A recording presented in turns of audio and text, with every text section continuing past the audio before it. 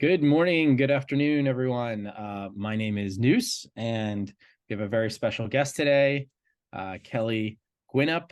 And I want to get into that, and we will start off by introducing Polygon Health and myself.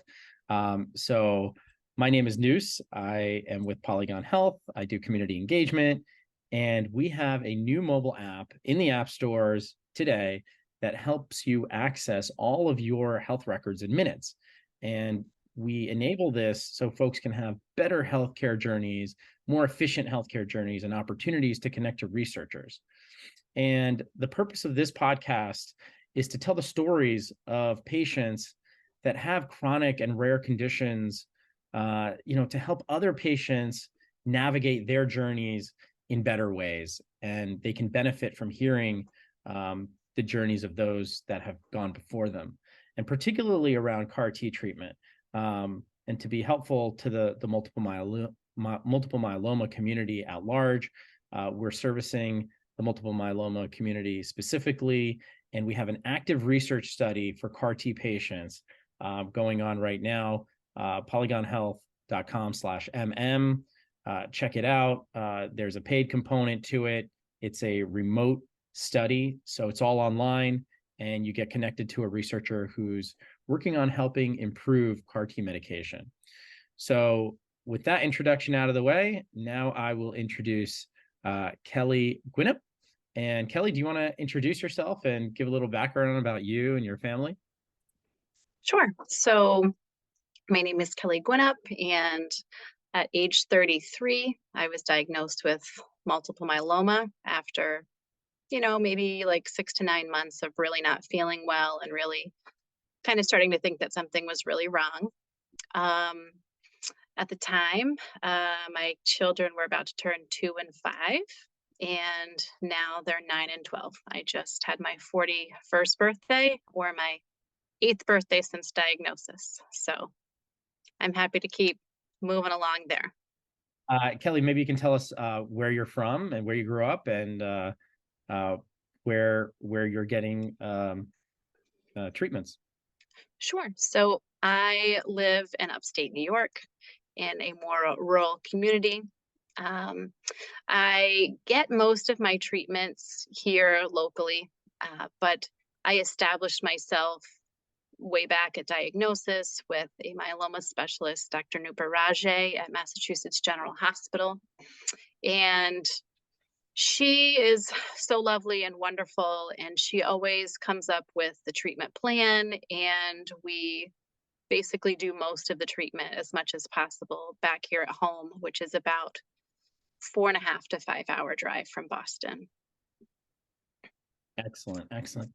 And sort of maybe you can walk us through, when you first got diagnosed and sort of the initial steps that you and your family took to sort of deal with the diagnosis. So, as you might imagine, it was really shocking right out of the gate. I had went to the appointment all by myself, trying to be, positive, like, I'm fine, nothing's going to go wrong. But had to end up calling my husband from that appointment and letting him know that I had just been diagnosed with cancer, and he met me there, and immediately had a bone marrow biopsy to do some staging. From there, I had asked my oncologist, who was, similar in age to me, a little bit older, what he would do if I was his wife or his sister. What would he do? And he recommended, from the area that we live in, to go to New York City or Boston for a second opinion to see a specialist. And so I did that almost right away, and probably saw my myeloma specialist within a month and started to get the ball rolling on treatment. My first treatment was sort of an induction therapy where I had, I think, 4 cycles of carfilzomib and Revlimid and dexamethasone.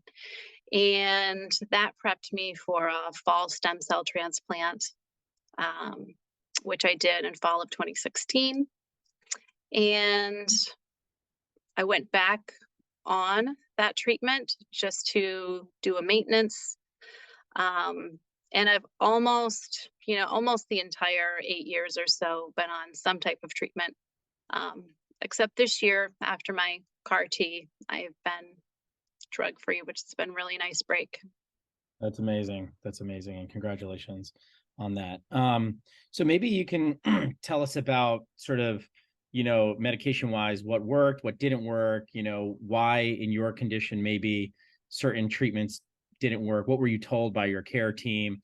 And then what were some key unlocks that you and your care team discovered along the way that really, propelled you to where you are now, which is remission? So I think, the way multiple myeloma works, it's characterized by a series of remissions and relapses. And so when I start a new treatment, I sort of expect it not to work. Um, and I'm just happy when it works for a while. And so I've been fortunate that most of the time I've felt pretty well, aside from some fatigue for sure.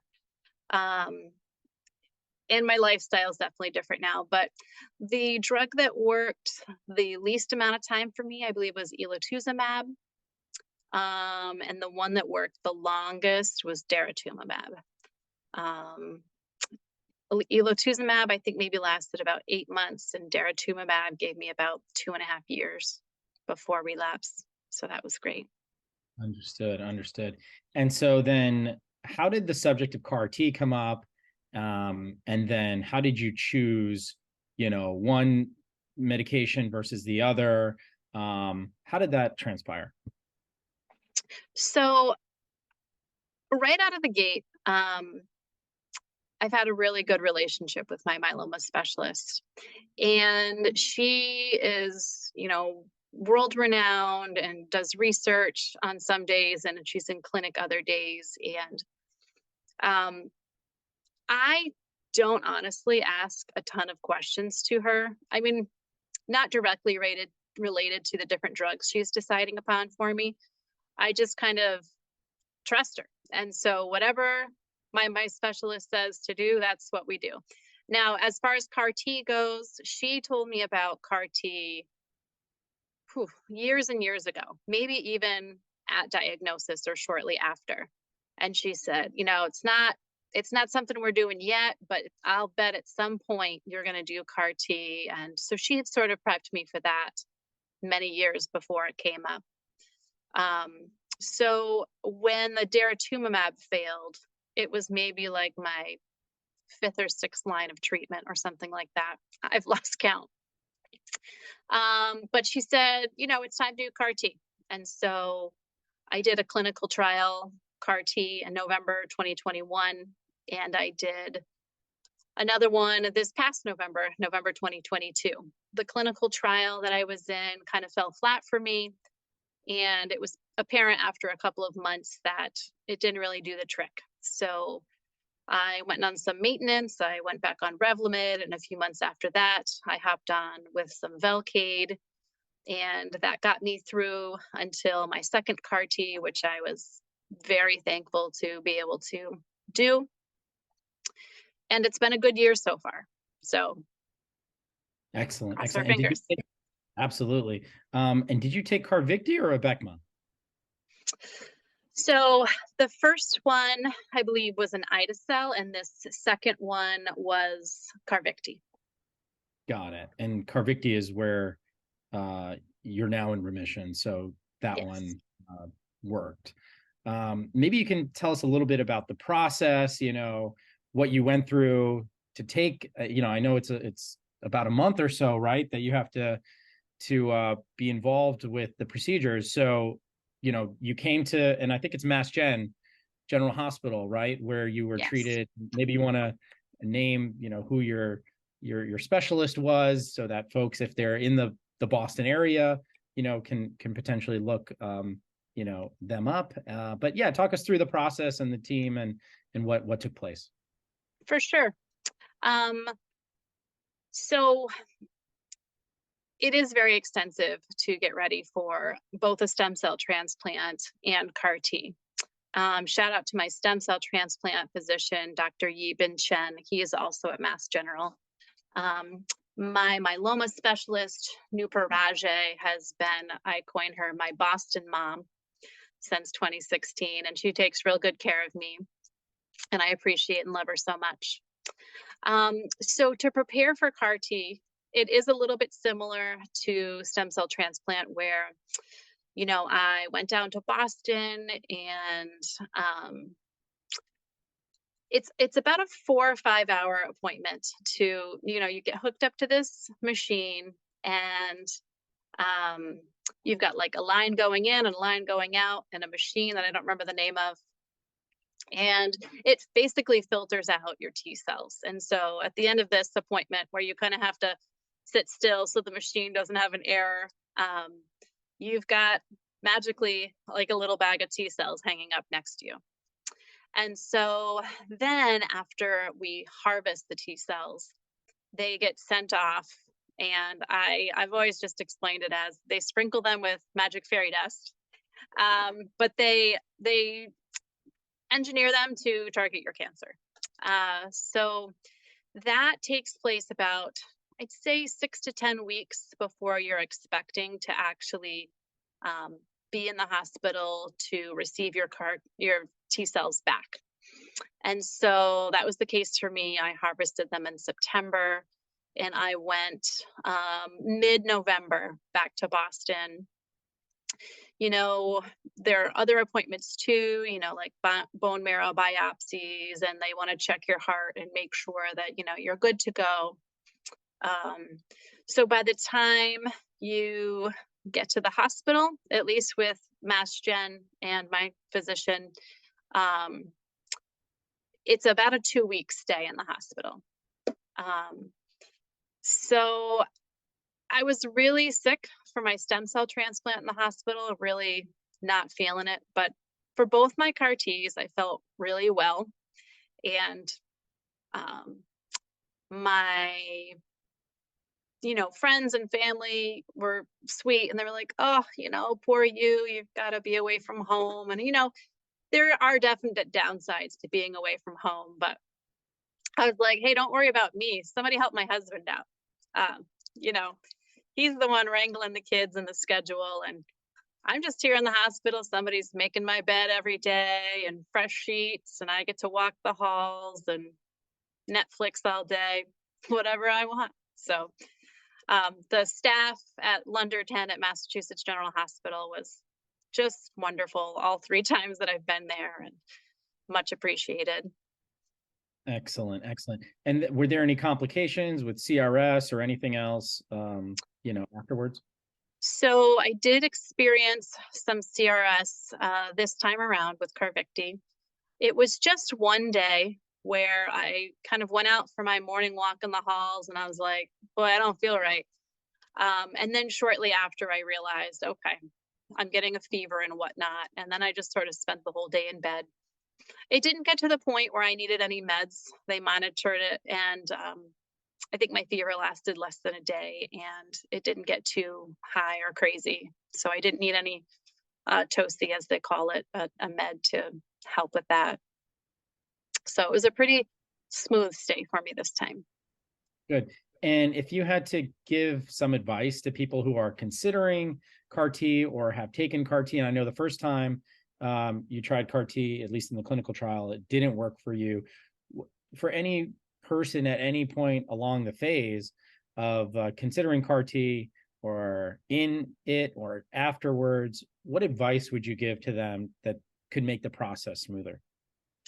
Yeah, so I think, the hardest part of CAR T for me was planning around my family and my kids' schedule, and trying to make all the things happen, while I was away.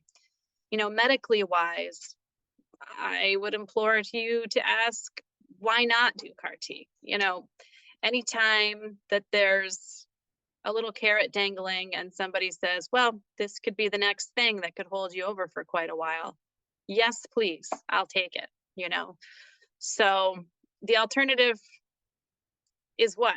What's the alternative? I don't know. So I would go So for so it. there's hope, and there's always something next that I'm looking for time. So really, any amount of time that someone wants to give me or help me along with, I'm there for it. that's very, very helpful. So maybe let's talk a little bit. We talked a lot about the data and the storytelling around that, so I appreciate that. Let's switch gears to the emotional journey, right? And so, what were some um, highs and lows of this journey, and talking about it in the context of family, and yeah, just whatever comes to mind on the emotional side. Yeah. So obviously, it was very shocking. You know, at diagnosis, I was 33. My children were 1 and 5, or really just shy of their second and fifth birthdays at the time. And, at diagnosis, I thought maybe I won't even make it till their birthday. I had no idea what it was going to entail. So, that was very difficult thinking about leaving my children behind and, my husband and family. It's never something that you imagine for yourself. You see bad things happen to people, and you just never see that for yourself. And I did not see that coming for sure. Um, I really try to, keep a positive outlook and a positive spin on everything. A lot for my children who at the time were too young to even really know what was going on. But I was also a teacher, and I was a teacher for 15 years. And, I'm their role model. And so I really wanted to put, a good face forward. And really, most of the time, I've felt positive about things. There definitely have been some times that especially catch me by surprise. I remember like my son's second grade end of the year show or whatever. And I just started crying at my seat. And I just, you know, this is the end of the second grade. Well, will I make it to the end of the fourth grade or the end of the 12th grade? And so I just, every once in a while, I kind of get overtaken by things, but Well, you have a keep pressing. very supportive family. Um, and we've been in touch for a while now, and just seeing the family, and we'll post some photos, and you have a young daughter and a son and a loving husband, and I just want to plug for you um, that there is a fundraiser that Kelly's family has put up, and we will put the link here. You can still donate. It's to the Multiple Myeloma Research Foundation, MMRF. And Kelly's daughter has posted an amazing video and song that just really sort of takes the viewer through the journey of Kelly's journey, and it's very heartwarming. And please donate to help accelerate better treatments and a cure ultimately uh, towards this condition. Anything you want to say about sort of the fundraising, Kelly, and add to that? Yeah, so it was a super sweet surprise. My daughter and my husband put that together for Mother's Day surprise, which I thought was super sweet. We linked it up to Multiple Myeloma Research Foundation. It's somebody that I've worked with before. I think on two other separate occasions, I helped raise money for the MMRF. And, when I'm able and have the time, I try to, accelerate the cure because it's helping others and it's helping me. And my goal, like I mentioned, is more time with my family. So, Excellent. Getting more time. That's the name of the game. And Kelly, maybe you can, you have such positive, uplifting words for the community. Maybe you can just give a little plug about sort of like willpower and how to take these sort of negative, or could be viewed as negative moments, and turning them into positive moments. Maybe just saying a little bit about that. how do you have the willpower you do, and turning negatives into positives? It's a lot about training your mind to think positively. It could be very easy for anyone, not just a cancer patient, to go through their day and grumble about the long line at the store, or somebody parked too close to their car, or, any number of things that could go wrong during a day. And you could grumble about it, or you could shake it off and think positively about things. So it's just something that I've really tried to practice, and model again for my students, who my former students, and for my children, and any adult in my life with a bad attitude. Yeah, having that positive mindset is everything in life, and even more so when you have multiple myeloma. I'll share some of the quotes that you shared with me about positive mindset as well on the screen. So there's that. Maybe you can talk about the online communities that were helpful in your journey, right? And the resources that helped you along.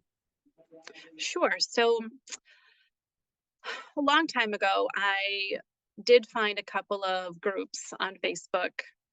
One of them is like multiple myeloma under age 50, something like that. And then there's a CAR T and Bite Facebook group. But I mean, that's two of many, many Facebook groups. At the time, I joined, and I've left and I've come back again. It's really nice to be able to read somebody else's story who's maybe the same age, or maybe they've got children, or maybe they're a teacher, and just see somebody who can relate to what you're going through, and you can bounce ideas off each other. For much of the time I've been a listener in the group. Um, but I have put questions in the group too, and it's nice to have people with, experience on any number of different topics related to myeloma, whether it be somebody preparing for CAR T, or somebody going through perimenopause because of all the drugs they've been on. Um, so it's great to be able to chat with these different people who have, the experience of what I'm looking to get information on. Um, Sometimes I did leave the group for a while. Sometimes it gets to be too much, and I mean that in the most, not that the people are too much or their stories are too much, but I think emotionally for a while I had to kind of check out from, you know, because with all the information and good things you get, you also, hear, sad stories. And so I had to let it go for a little while, but I did jump back in. Um, and it's been really helpful. Understandable. It's a journey. Um, what advice would you give to folks looking to build like a good support system around themselves? You're fortunate enough to have that already, but for folks that are, trying to figure it all out with how to get the right connection between, family and online and other help, what's the right way to think about it? So, right away, I think the first thing you should do is make sure you have a myeloma specialist. Um, I love my oncology team here at home. They're wonderful people, but they just don't see as much as physicians who are in a city like Boston, for example. So I think, make sure you have a specialist, and one that you really connect with, you know. Um, as far as, the rest of my team, as I'd call it, um, people want to help you. And so I often don't need help, and I'm super independent. I don't want help, and I'm going to take myself to this appointment and everything's great. But I've learned to recognize along the way that sometimes you just need to say yes. If someone, wanted to drop off a meal previously, or they wanted to come to an appointment with me, we turned it into, an event, a trip, instead of oh, somebody's got to take me to my doctor's appointment, you know. Um, so if people are offering you help, take it. Yeah. Excellent. Very, very wise words. So any mistakes that you, if you could redo, I'm sure, we all make mistakes in life, but any mistakes along the journey that you wish you could get a redo on, or, just best practices that you've learned now over time that if you did sort of earlier in the journey would have helped you in some way, and could help others who are viewing this interview. Yeah. So I feel like for the most part, everything has gone really smoothly. I think you, as the patient, have to really advocate for yourself and kind of keep track of your data, which is why, this app by Polygon Health is great because it's, all in one place. Then we can maybe learn some more things from our data. So I think just being able to be super familiar with your own uh, medical, oh, and there's so much stuff, tests and notes from the physicians, and just being super familiar with all of that. And um, I think that's really important. Also, I keep like a really serious Google Calendar, and I make notes. If I go to the physician, it just doesn't say Kelly doctor's appointment. It says Kelly doctor's appointment, what medication I took. Maybe I needed Exgeva that day, which is a bone strengthening drug. And that way I can very quickly look up when the last time I had it, when the next time I need it. And just to double check, because there are so many moving parts, especially when you're involved with maybe two different cancer centers, like my local one and the one in Boston, where I'm trying to make sure that everything is carried out to a T. Absolutely. Yes. Get all your data with Polygon Health, and link is up here. Um, so also about being empowered in the journey, Kelly. You talked about working with a multiple myeloma specialist. That's very key. Maybe you can talk about some of the routines that are helping you, you know, be in control and sort of helping you. I know there's like exercise and diet and sleep, and maybe just talking a little bit about those tactics of having a more centered routine. Right. So, for starters, I was a teacher for 15 years. And after a couple of years of trying to do the teaching after diagnosis, I'd hit like my second relapse, and I made the difficult decision to medically retire from teaching. I recognize that not everybody who is diagnosed with myeloma or any other cancer um, can financially make the decision to retire. That's what my family came up with. That's what we decided to do. And it's worked well for us so far. And so I, do focus more. I am able to focus more on my children a little bit, take them here and there and make sure and get them off to, bus or school by myself instead of dragging them somewhere before and after school because I was supposed to be at work.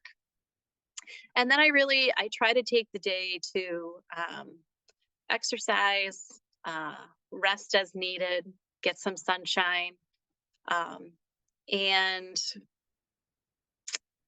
um, it's different than pre-diagnosis for sure, but it's the little things that I can do to make sure that I'm doing well. And like you mentioned, sleep. I try to make sure I get a real good night's sleep. Previously, uh, before diagnosis, I had a 1 and a 5-year-old or a 1 and a 4-year-old. And, I was still getting woken up in the middle of the night. So, 5, 6 hours a night was the norm. 7 hours was like unheard of. But now I really try to get 7 to 9 hours of sleep, and I'm better for it. And it's certainly different than when before diagnosis. Before diagnosis, I worked out really hard. I did CrossFit, um, and I have done a little bit of CrossFit since then, but I'm finding my body just needs a little bit lower impact and more rest. So, Excellent.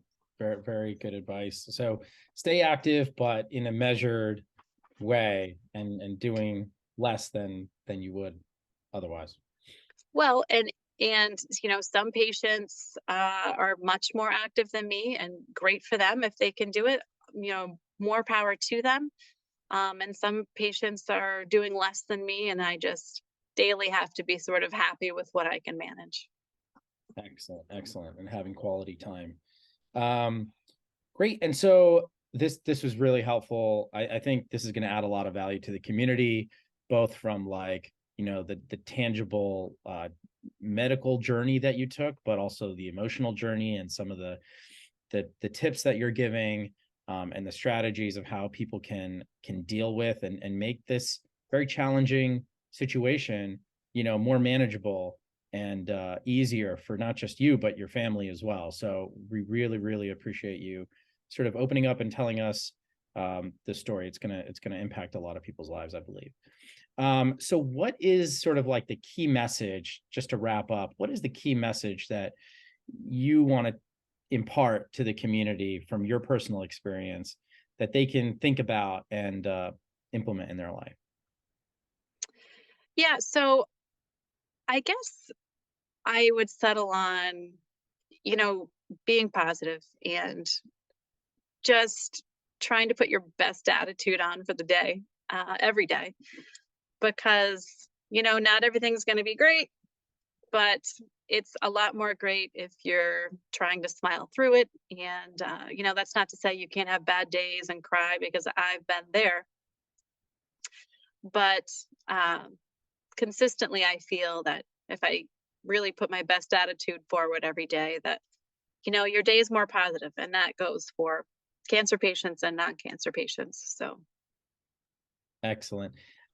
Great. Thank you so much, Kelly. And Kelly, if people want to get in touch with you, where can they message you or find you online? yeah. So you can email me at kelly.guynup@gmail.com. Great. And we'll add that here. And we'll also add the link for Kelly's fundraiser. Please donate to that. And as well as the active research study that we have around CAR T, link above as well. Thank you so much, Kelly, for taking time out.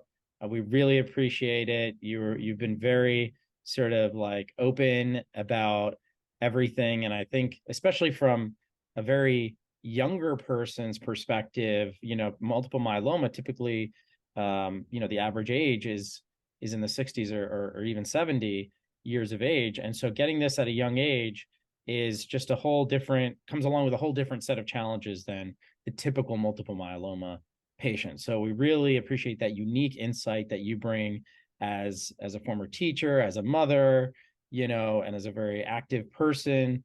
It's just a unique angle that you've given that we really appreciate. Thank you for having me. You got it. All right. Talk to you soon. Thanks. Bye.